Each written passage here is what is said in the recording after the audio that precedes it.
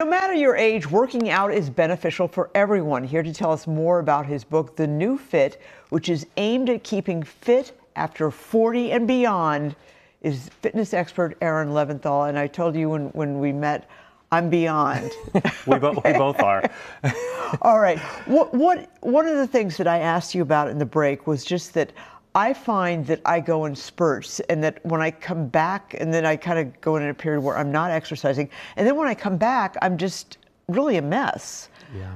What is that all about? Yeah. So just getting older. Yeah, well, part of it, but two things really. The first is, finding something that you really love. And the problem is there's so many things out there to pick from that finding the thing that you are connected to, something that's, sometimes it's community, Okay. sometimes it's a great coach, sometimes it doesn't even have to exist in a gym. It could be outside, walking, hiking. So really being connected to the thing, doing it for the right purpose because you love it, that's first principles of a good fitness practice.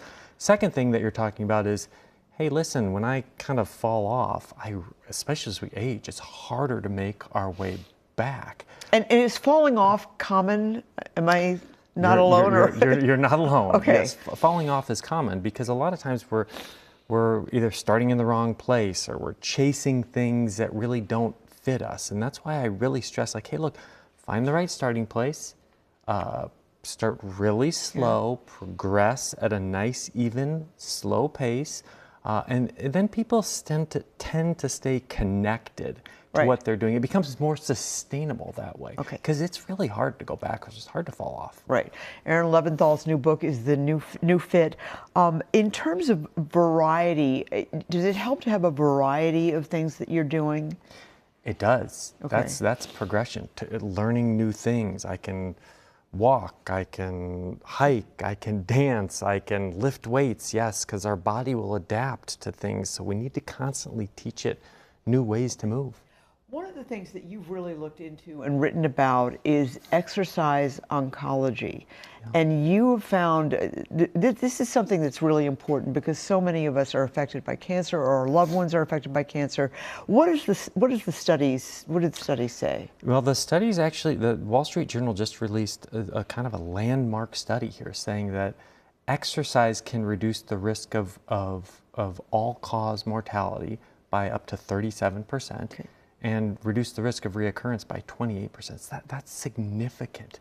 Right. And what we're traditionally told when we have, and I'm a survivor, when we have a cancer diagnosis or we're in treatment, we're told rest.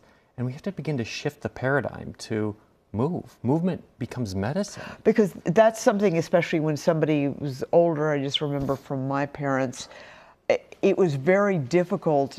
The less they moved, the more or less able they were to move. That's right. And it was very difficult. Also, though, the chemotherapy is just so debilitating, or can be so debilitating with the nausea and everything like that. That makes it difficult to exercise. It does, it does. And so what we recommend for people who are actually in treatment and are dealing with fatigue or feeling sick is we say moderate activity.